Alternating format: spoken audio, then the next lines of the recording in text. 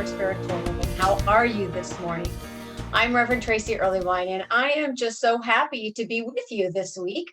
I know that wherever you are in your personal space, that in actuality, in consciousness, you are right here with this wonderful spiritual community.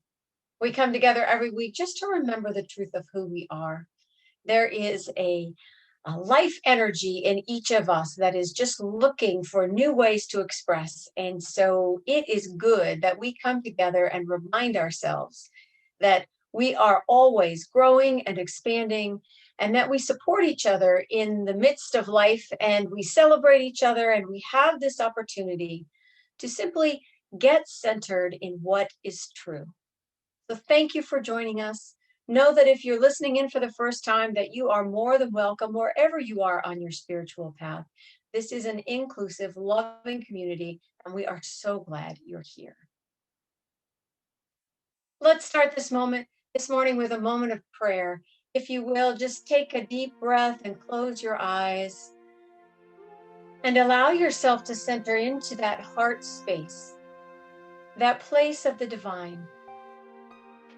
That place within you which knows only love, only oneness, only that which is whole. For it is from this place that we recognize the presence of the One, this energy of all life that animates all things, this sense of love and joy and peace that cannot be denied. Beyond what is going on in the world, there is a life force that is the very life force of me and of everyone around. The sense of peace and oneness is at the very heart of our being. And from this place, we remember the truth of who we are. We open our minds and our hearts to a greater learning and expansion, a blossoming of all that is meant to be, all that is good, all that is infinitely wonderful is right here, right now. And in this moment of prayer, we simply accept that good, allowing all that is wonderful to move through and as each one of us, as we spend our time together this morning, remembering truth and celebrating life.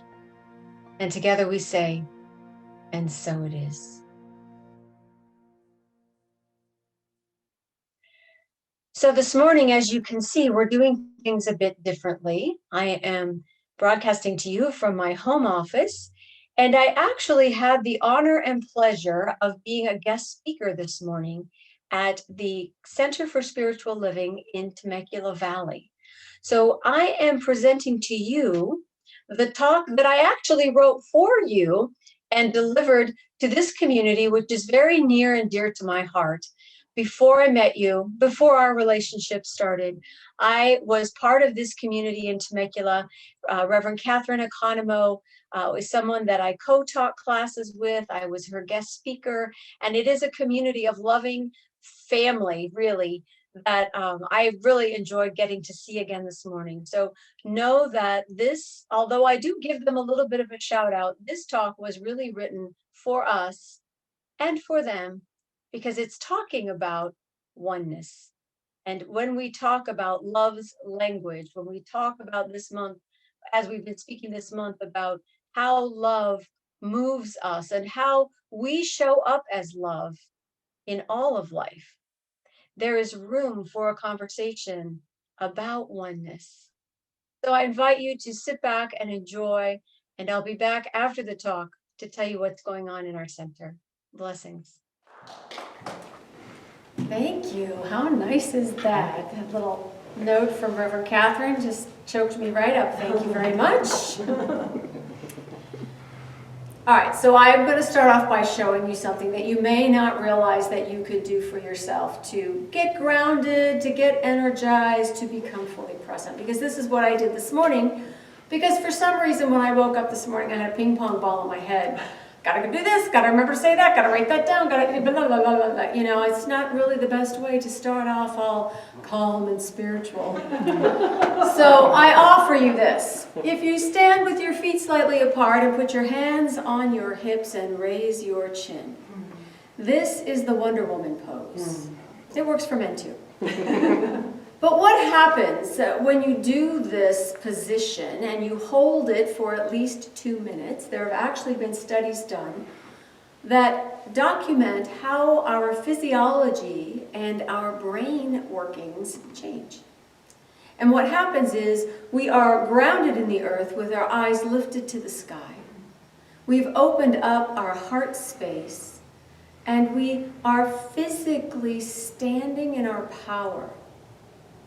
And there's something to be said about having your eyes raised. It's no accident that there are quotes like, I lift up mine eyes to the hills from whence cometh my help. Because what is up there is above and beyond what is down here. And it's not that God is up there or that there's something we're reaching for. When I looked out of my sliding glass door this morning and put my eyes above the fence and above the tree and above the telephone wires, what I had left was this vast expanse of blue.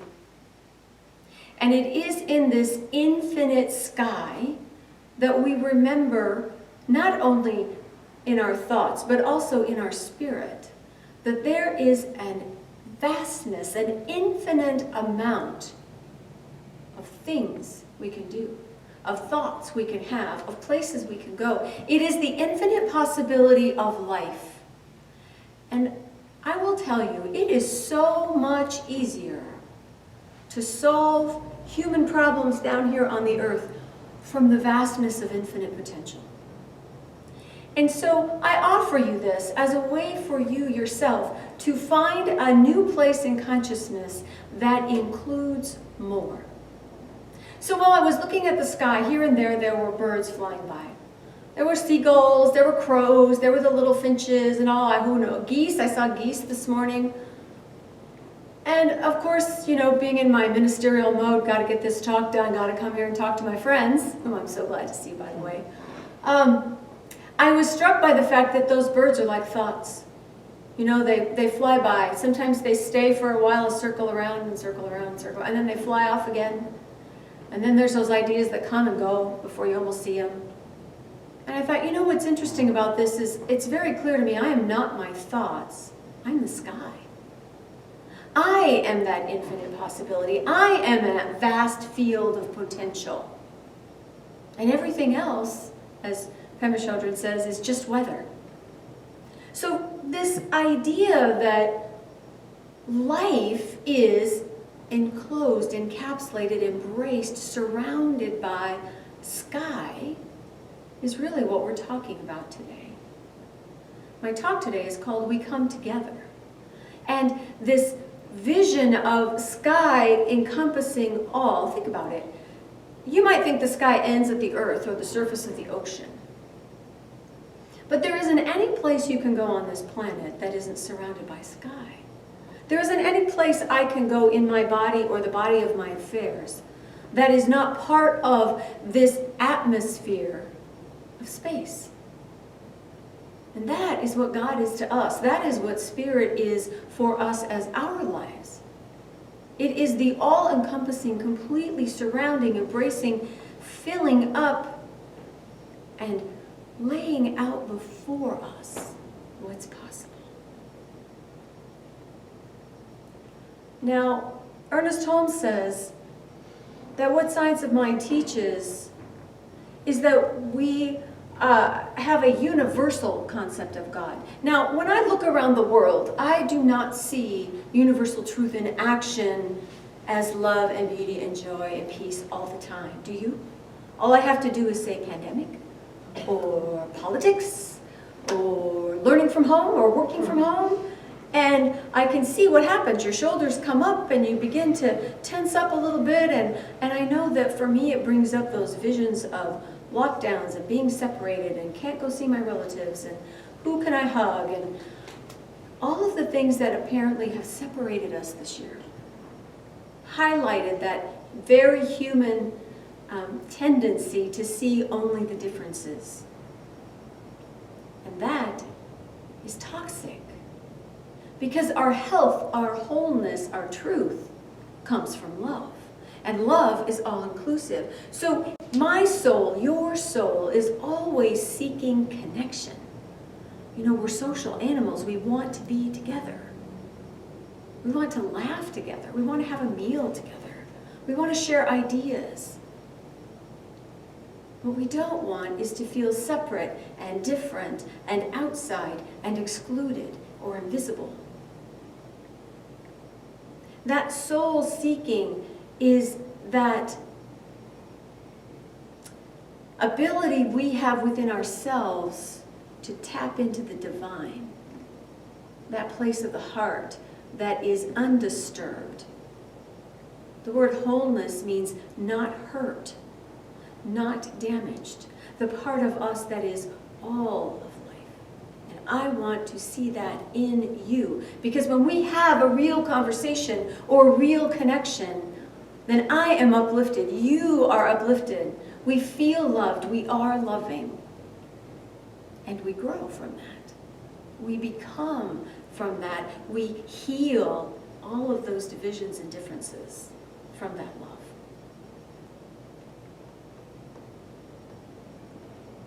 We're not denying, Holmes says, the reality of created forms or of individual experience. We are affirming the unity of all life, a unity which includes variety. Unity does not mean uniformity. We're not supposed to be the same. Life has set the stamp of individuality upon everything, from a blade of grass to a person. There is unity at the center and variety on the surface. And these variations are separate and distinct without being separated or isolated. In other words, we are all interdependently interwoven into this fabric of life. We can never be separate. We can never be away from the sky or from spiritual truth.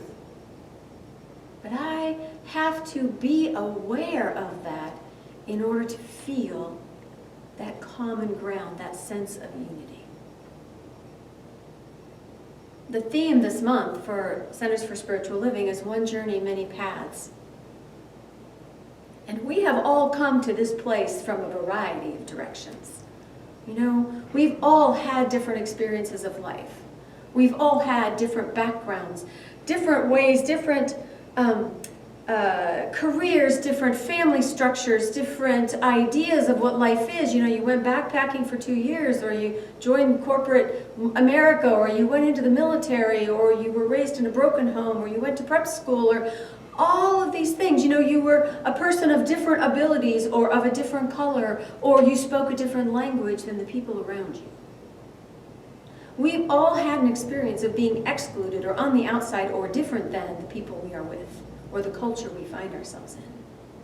I was an exchange student right out of high school, and I still volunteer with that organization. I work at the airport, and I greet the kids when they come in from all over the world to then go to an orientation and then go to their families for the year. I lived in another country for a year, and that's what they're doing when they come here. And then I see them again when we put them on the plane to go home 11 months later.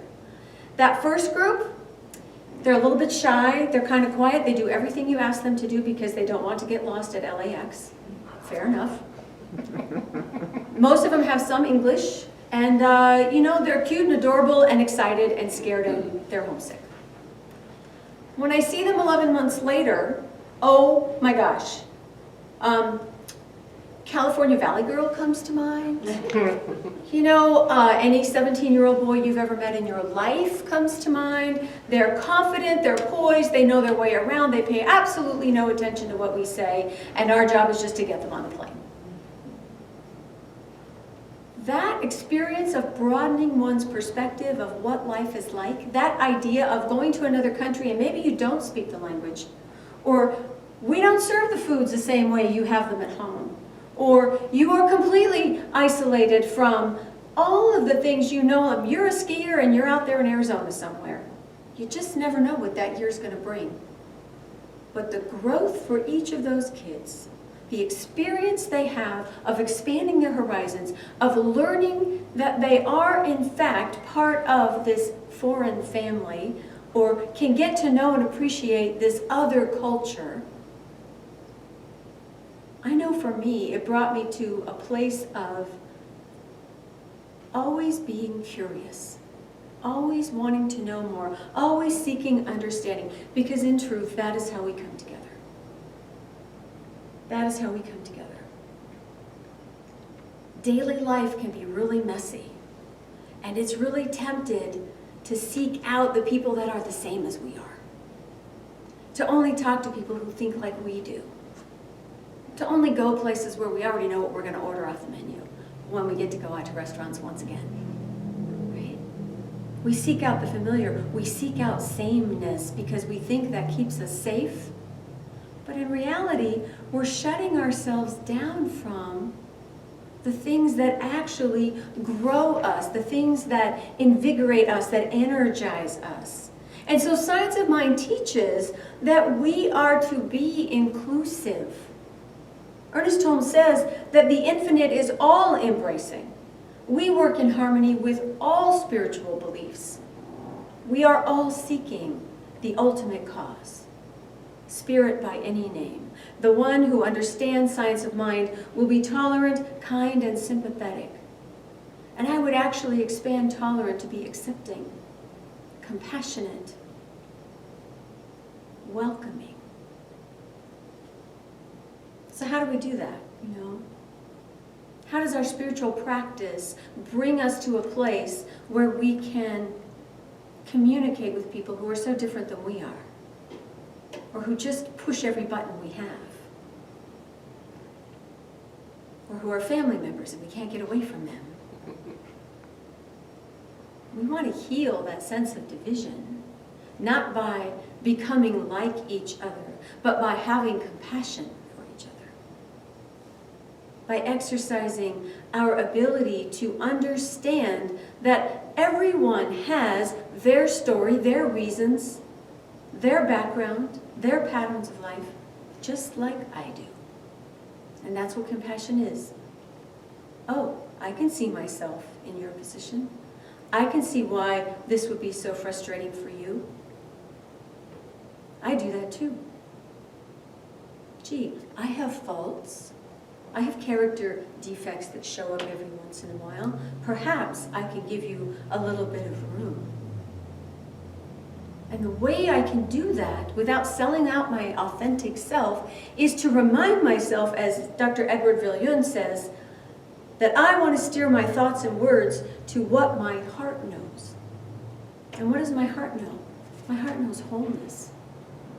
My heart knows that there is an undisturbed peace at the center of my being that has never been touched. And if I am willing to go within and find that place where love is, where wholeness is, where oneness is present in my awareness, then what I do and say and act and speak and experience will be different. Now, in our culture, we have seen great divisions of philosophies, of politics, of what's important and what we should do next and what we shouldn't do next, and everybody's got an opinion. Everybody's got a Facebook page, have you noticed? Yeah. But there are healthy ways of engaging each other, of including each other. And what came to me when I was writing about this was this idea of conscious inclusion. All right? Most of us, we go along in life and we just take whatever there is because that's just how we live and it's easy. Well, this year hasn't been easy. I've had to look at every single thing I think of as good or bad or right or wrong or easy or hard, and you know, it's all kind of went out the window. I had to start over with what was important to me, what I wanted to spend time on, how I could spend my time. How might I be expressive and loving and creative? All of that changed. So when I consciously choose something, I am investing it with the power that I am. And so one of the ways we choose inclusion is like this month, celebrating Black History Month. It's a conscious choice, and it's a recognition that in the past, something or someone was disregarded or excluded or ignored or made invisible. And we're looking around today saying, well, that's not right. This life is all of us. This history is all of our history. Someone else's path is also life, just as mine is. Martin Luther King talked about the beloved community. And he explained it this way: we are tied together in the single garment of destiny, caught in an inescapable network of mutuality. In other words, human existence is social in nature, and that a solidarity of the human family is essential. We are already in this together. If we're going to live our values and our principles of oneness, then we have to transcend, to climb above this illusion of separation and differences that we have. And it's our ability to rise above, to see beyond appearances, that's going to allow us to be more inclusive. That's going to allow us to consciously embrace life in all of its many forms. And this works for any kind of different. Any kind of different. I live in a very mixed neighborhood. There's a lot of different cultures represented. I'm kind of at the juncture of an Asian community, and there's a Hispanic community a little very close by. My neighbors are of all races and ages and genders. I mean, there's just a little bit of everything where we are. And it's one neighborhood. And it's part of my life. And why wouldn't we welcome that variety of experience into our own awareness so that we might be enriched? Right? We might be enriched by this. Not because I want to make somebody else the same as me, or that I have to learn to like a certain kind of cooking, or the smell of controlled substances. You know, that doesn't have to be me.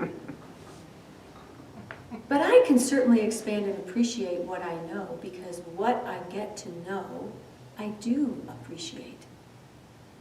You've all had that person that you hated when you first met them. And if you haven't, you've all seen a Hallmark movie. They always start off fighting with each other. They don't have any patience for each other. I don't know what's wrong with that guy. I don't know what's wrong with that woman. And of course they end up happily ever after at the end, because they get to know each other. And while life doesn't always have little bows on it in an hour and a half, what does happen is that when we are curious, when we truly seek understanding, when we ask questions, when we want to know, we grow. And the person talking with us also grows. And we expand that circle of inclusion because we value our oneness, because we are healed by that experience of connection.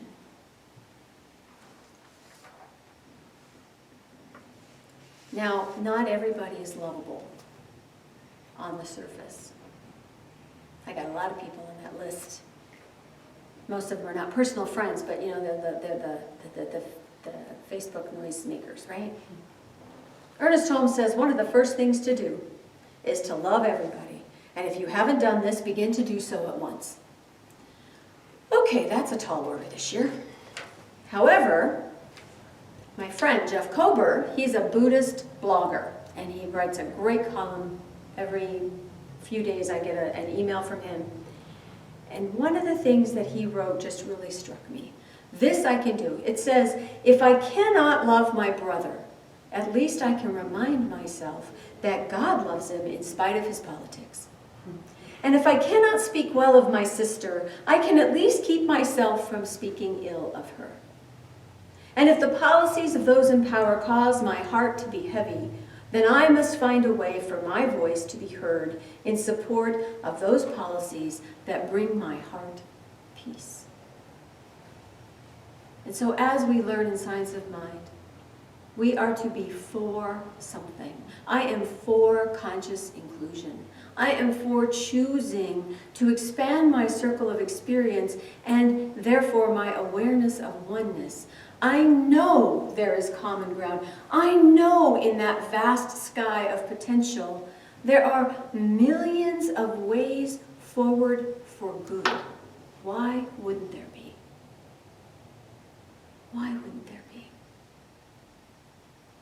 What it takes is our willingness to be compassionate, to show up for people.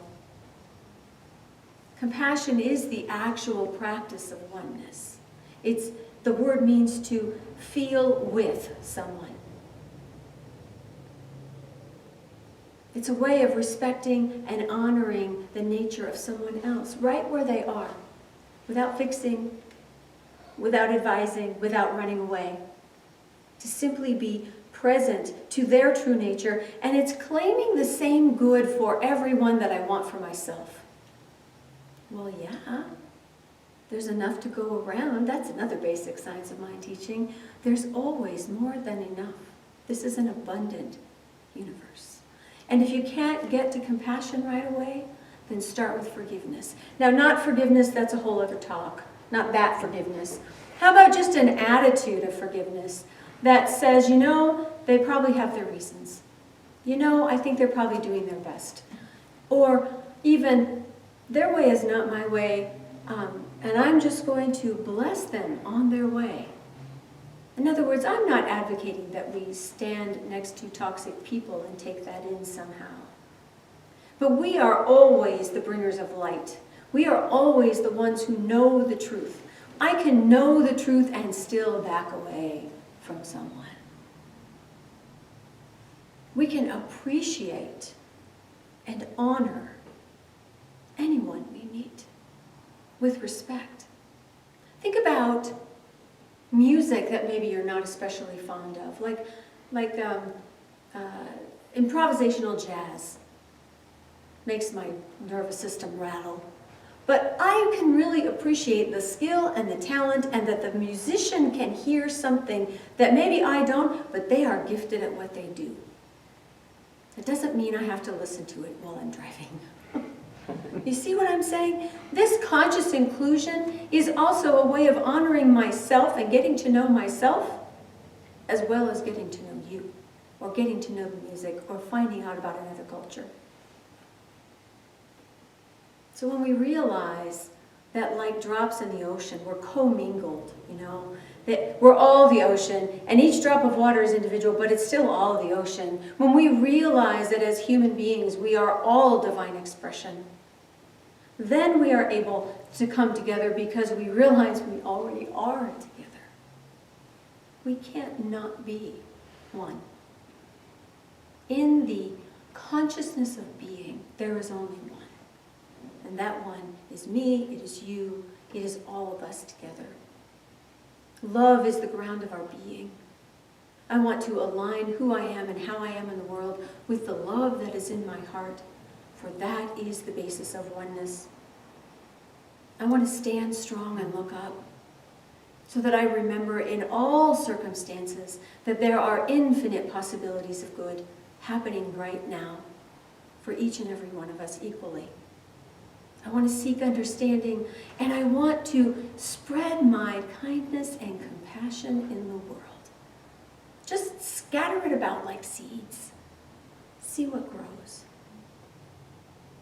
That way, when I show up somewhere as kindness, as love, and speaking the truth, I am showing, not just talking about oneness, but showing and living oneness right here with all of us. And what I know too is that you can consciously choose where you stand, how you look at something. The only thing standing between me and feeling all lovey-dovey oneness with you all is how I think. And lucky for me, I love and adore you. Namaste.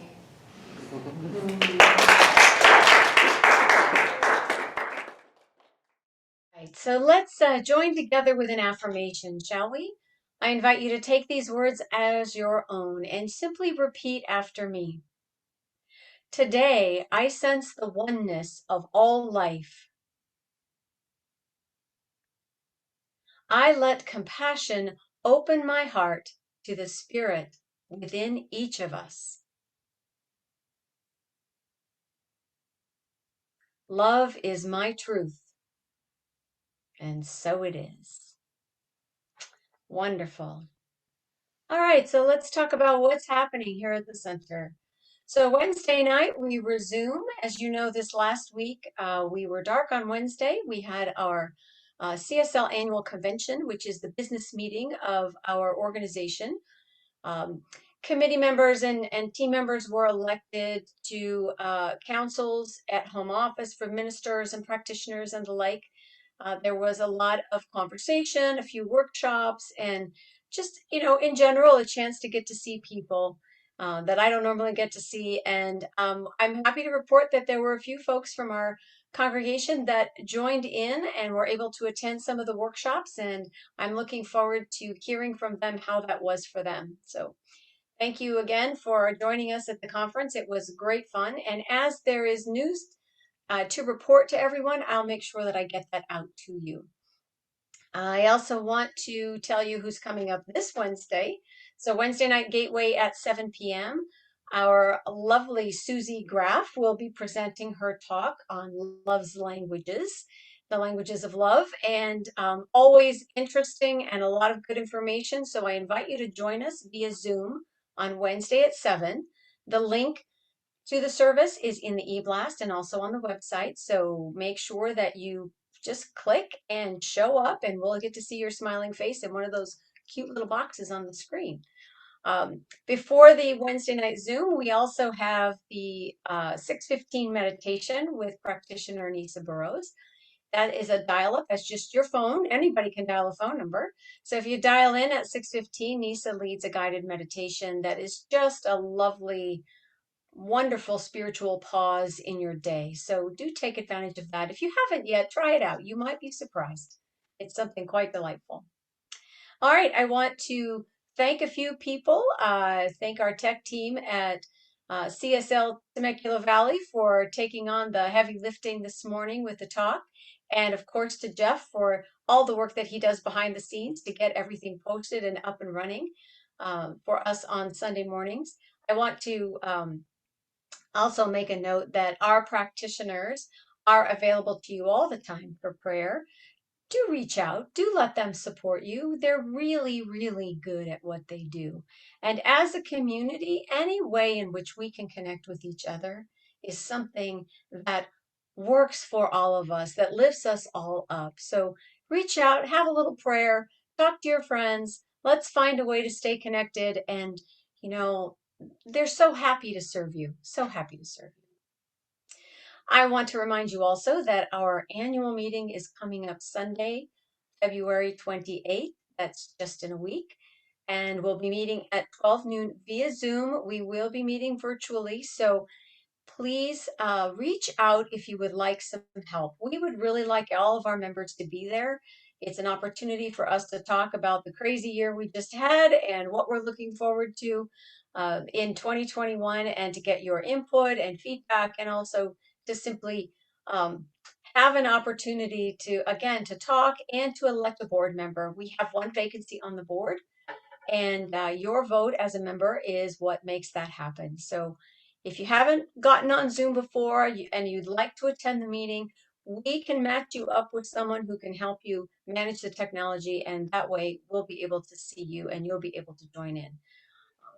If you have any questions on the meeting, please call the office or email us at admin@claremontcsl.org, or give us a call and we'll answer any questions that you might have. And we'll plan on seeing you at the meeting on Sunday. Let's see.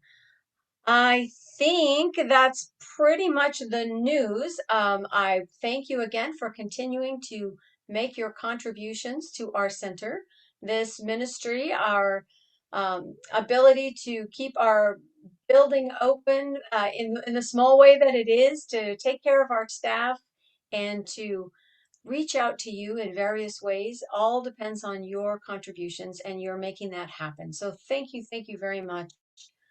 Remember, you have several ways to donate. You can use the PayPal button that's on the website. You can click on the e-blast. There's a